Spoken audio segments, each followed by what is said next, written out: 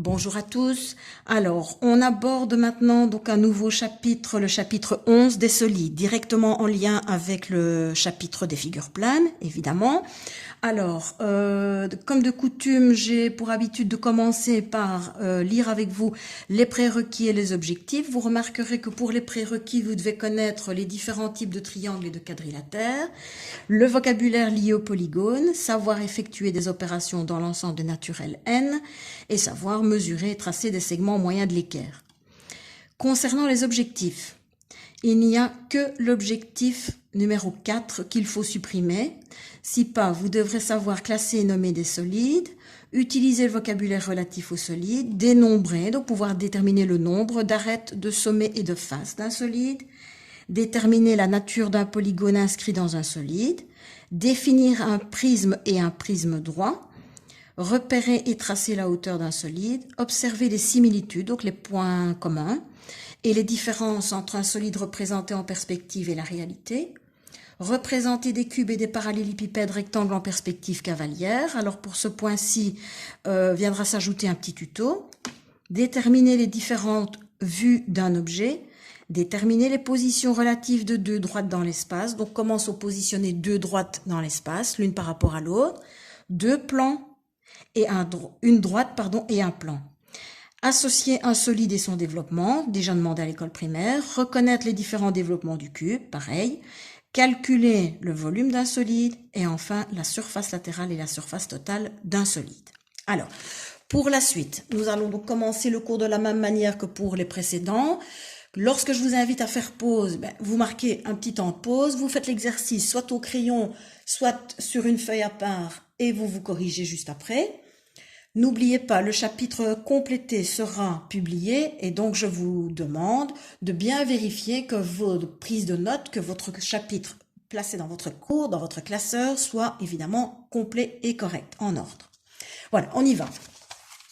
Alors, pour cet exercice, on me propose 8 objets. Orange, pierre de sucre, alors un objet connu en Égypte, je vais dire une représentation connue en Égypte. Alors ici, il n'y a pas de publicité, bien entendu, abusive, même chose là, on a retiré l'étiquette.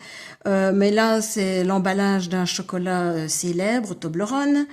Nous avons une brique, un emballage, un étui de Stabilo, la boîte de conserve et le cornet de glace. Et on vous demande de répartir ces 8 objets dans 2 colonnes, objet qui roule, objet qui ne roule pas.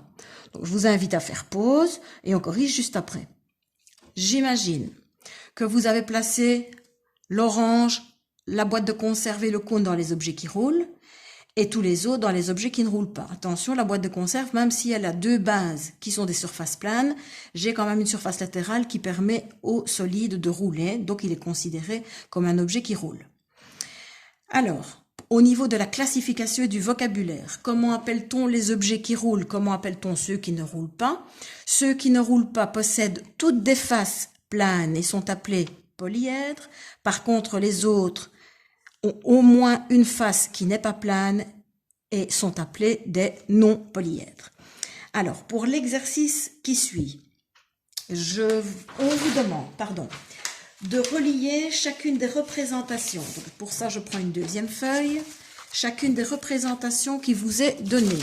Donc, dans le premier cas, voilà, on me donne la représentation géométrique. On me demande à quel objet cela fait appel, auquel des 8 objets donnés en haut de page cela fait appel et quel est son nom. Bon, je fais le premier avec vous, puis je vous demanderai un petit temps de pause pour justement faire les autres qui se prolongent à la page suivante. Donc celui-ci, forcément, je le relie directement à mon orange, donc le numéro 1. Forcément, alors on ne parle pas de boule, ni de ballon, ni tout ce qu'on veut, c'est une sphère. Attention à l'orthographe. Je vous invite à marquer un petit temps de pause et on continue juste après pour les suivants. Alors, pour le suivant, au niveau de l'objet proposé, on le relie assez facilement à l'étui de Stabilo, à notre numéro 6. Quant à son nom, attention, c'est ce qu'on appelle un prisme droit. Alors, un prisme droit, c'était d'ailleurs dans les objectifs, un prisme, c'est un solide, un prisme droit, c'est un solide qui possède 2 bases parfaitement parallèles. prisme droit à base hexagonale. Donc, le prisme possède deux bases parfaitement parallèles. Voilà les deux bases. Parfaitement parallèles et superposables. Toutes les autres faces sont des rectangles. Ces faces rectangulaires sont placées perpendiculairement aux deux bases. Ensuite, il me suffit d'observer de quelle forme sont les bases. Si ce sont des triangles, c'est un prisme droit à base triangulaire. Si ce sont des carrés, c'est prisme droit, bon, à base carré, bon, c'est plus rare. Si ce sont, comme ici, des hexagones, c'est prisme droit à base hexagonale. Si ce sont des octogones, c'est à base octogonale, et ainsi de suite. Alors,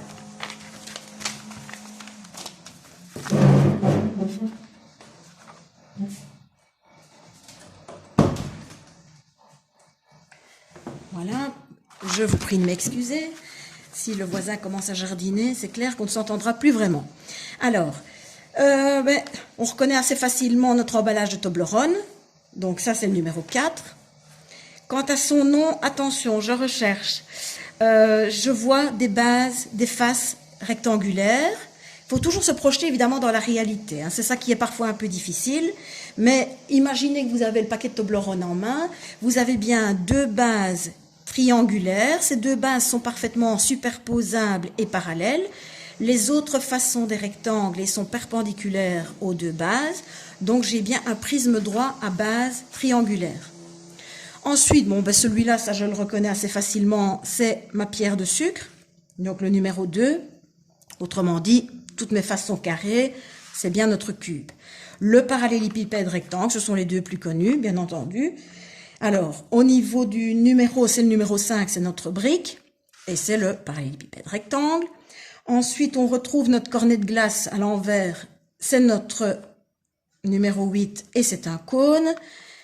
Attention ici, c'est une pyramide et non plus un prisme. Donc, la différence entre un prisme et une pyramide, un prisme possède deux bases parallèles et superposables.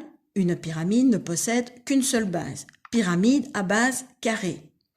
Et c'est forcément le fameux numéro 3. Et donc, en fait, il reste notre boîte de conserve, donc le numéro 7, et c'est un cylindre. Alors, on s'attaque maintenant au vocabulaire d'un solide. Ça, vous l'aurez compris assez facilement. On vous demande d'observer la figure et de compléter sur le côté. Numéro 1, numéro 2, numéro 3. Alors, le numéro 1, voilà ce qu'on nous indique. C'est un segment, le segment EH. Ça, c'est, disons, sa nature. Maintenant, quel est le nom que EH porte dans le solide? C'est tout simplement, vous le savez, une arête. Le numéro 2, c'est un point, c'est le point A, mais quel est le nom qu'on donne à A dans un solide? On dit que A est un sommet. Et puis, j'ai ici ce qu'on appelle une face. Dans la réalité, cette face est carrée. Ce carré s'appelle BCGF. Attention, au niveau du nom, je ne peux jamais traverser la face. Donc, BCGF ou, pourquoi pas, FGCB. Peu importe par quel sommet je commence, du moment que je suis un sens ou l'autre, mais je ne traverse jamais la figure. Et donc, j'ai une face. Donc, je reprends une arête, un sommet et une face. Ça, c'est le vocabulaire de base. Alors, on voit ensemble pour le reste, pardon. Voilà. Donc, numéro 1, numéro 2. Attention donc à la façon de d'écrire. Donc, une arête est un segment donc entre crochets. Un sommet est un point, donc n'oubliez pas, une lettre majuscule. Le numéro 3, c'est une face, donc je nomme les sommets par des lettres majuscules. Dans ce cube, toutes les faces sont représentées par des carrés. Ces faces sont donc superposables, autrement dit isométriques, puisqu'elles sont toutes les mêmes.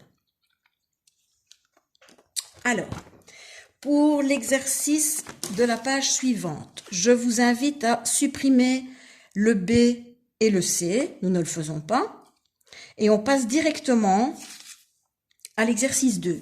L'exercice 2 où on me demande d'observer le solide et de répondre aux différentes questions qui sont posées. Alors, évidemment, si on me demandait le nom, c'est assez complexe de donner un nom, on a l'impression que ce solide est composé de deux pyramides posées sur la même base, dont la base commune serait A, B, C, D. Alors, quelle est la nature de ce solide? Est-ce que toutes les faces sont planes. Oui, c'est donc un polyèdre. Quel est son nom? Ben, puisque j'ai 1, 2, 3, 4, 5, 6, 7, 8 faces, c'est un octaèdre. Octa comme octo qui veut dire 8. Donc 8 faces planes, octaèdre. Bon, ça ne s'emploie pas quand même non plus tous les jours. Hein. Combien y a-t-il de sommets? Ben, il suffit de compter le nombre de lettres. A, B, C, D, E, F, 6 sommets. Quelle est la nature de ces faces? Bon, ben forcément, on voit tout de suite que les faces sont des triangles. Combien y a-t-il de faces? Il y en a 8 puisque ça s'appelle un octaèdre. Combien y a-t-il d'arêtes? Alors, je compte pour la première partie, pardon. Donc, j'ai déjà 4 arêtes pour la base, je vais dire la face intermédiaire. À partir de ces 4 arêtes partent 4 autres arêtes vers le haut et vers le bas. Donc, j'ai 3 fois 4 arêtes, donc 12 arêtes. Combien y a-t-il d'arêtes partant de chaque sommet? Ben, il y a 4 arêtes partant de chaque sommet. Bon, ça, je n'ai pas marqué une pause pour pouvoir faire l'exercice. Ça, je suppose que vous pourriez le refaire sans aucun problème. Alors, voici une série de prismes droits. Nomme-les au moyen de leur base et représente sur chaque prisme une base en bleu. Alors, ça, je vous invite à faire bien attention parce que c'est un exercice, qui a été demandé il y a quelque temps au CE1D. Et ben, forcément, ils avaient donné pas vraiment un de ceux-là parce que bon, forcément le cube et le parallélépipède rectangle, c'est quand même deux des solides les plus usuels, donc les plus courants. Ils avaient donné un prisme droit à base carrée. Donc ça ressemblait un petit peu à celui-ci, mais bon, c'est pas du tout le même non plus. Hein. Mais donc ça c'est vraiment important. On vous demande de nommer. Alors le début est donné, hein. Donc prisme droit à base. Alors vous remarquez que moi j'ai chaque fois rajouté un S pour justement pouvoir insister sur la différence entre un prisme et une pyramide. Pyramide forcément base au singulier, prisme à base ici. Je recherche. Quel est le problème? On me dit qu'un prisme a deux bases. Bon bref, là je vois plutôt un rectangle, là c'est un autre rectangle. La face sur laquelle pourrait être posé le prisme est un rectangle, donc il faut, rien à faire, c'est pas ça. Donc je dois chercher deux faces identiques, ce sont les deux faces latérales. Les deux faces latérales sont triangulaires, c'est donc un prisme droit à base triangulaire. Celui-ci, peu importe sur quelle face on le pose, c'est un prisme droit à base carré, et là, un prisme droit à base rectangulaire. Maintenant, si on me demande de colorier une base en bleu, je ne vais évidemment pas colorier, mais je sais, oui, donc à base carré ou cube, à base rectangulaire ou parallélépipède rectangle. Alors, je ne vais pas colorier, mais je vais tout simplement hachurer. Qu'est-ce que je peux hachurer dans le premier? Mais une des deux bases, donc soit celle-ci, soit celle-là. Alors là, par contre, il n'y a aucun souci. Je choisis une base que j'hachure. Alors, même chose, mais pour que vous ne pensiez pas que c'est toujours la face sur laquelle le solide est posé qui est la base, j'en ai choisi une autre. Voilà, ça c'est pour cet exercice. Donc, on vous demande de comparer les bases d'un prisme droit. Les bases d'un prisme droit sont parallèles et isométriques. Quelle est la nature des faces latérales? Si vous avez bien écouté ce que j'ai dit, donc les différentes conditions pour avoir un prisme droit. Quelle est la nature des faces latérales d'un prisme droit? Sur chacun d'eux colorie une face latérale en vert.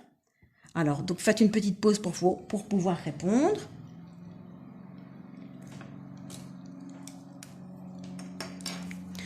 Voilà, alors, donc, les faces latérales d'un prisme droit sont des rectangles.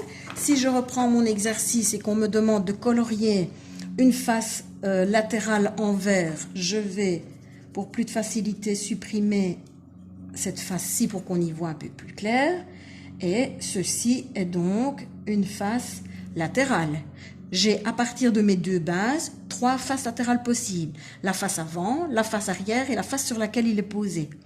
Alors ici, j'aurai par exemple cette face-ci et pourquoi pas la face avant pour une face latérale. Voilà pour une face latérale. Ensuite, on me demande, avec les informations que tu as récoltées, donne la définition d'un prisme droit. Bon, ben ça, on y va ensemble. Donc, le prisme droit est un polyèdre qui a deux bases parallèles et isométriques et dont les faces latérales sont des rectangles. Caractérise sa hauteur. Alors, vous devez bien penser que, quel que soit le solide que vous avez, si ce solide est un prisme droit et que vous voulez en déterminer la hauteur, je vais prendre par exemple mon premier, il est clair que pour déterminer la hauteur, je vais le poser sur une base, ou tout au moins imaginer que je pose mon solide sur la base. Et donc en fait, la hauteur, elle relie mes deux bases. Et donc ici, ce que je vais repasser en rouge,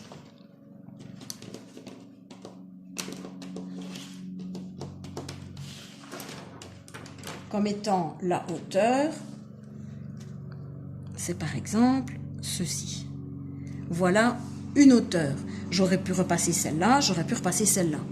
Si je fais la même chose pour le cube, bon alors évidemment pour le cube c'est un peu plus facile.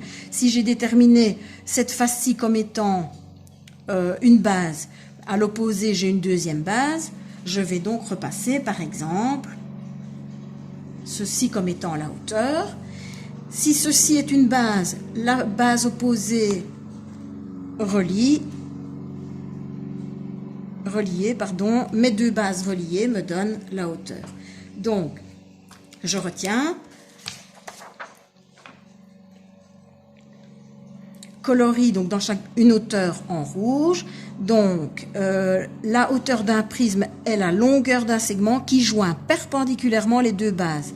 Donc, c'est une arête latérale. Donc, je vous montre, même à main levée, ce qui était demandé donc au CE1D. On avait un solide comme ceci.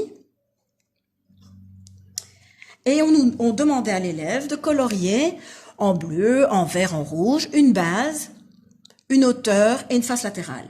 Alors, évidemment, je vais comme ça, voilà, pour les arêtes qui ne sont pas visibles, mais automatiquement, l'élève a colorié la face sur laquelle le solide était posé comme étant la base. Non, attention. Donc, la base, je dois reconnaître quelles sont les deux faces identiques, parallèles et superposables. Ce sont donc les deux carrés. Ça, c'était une base.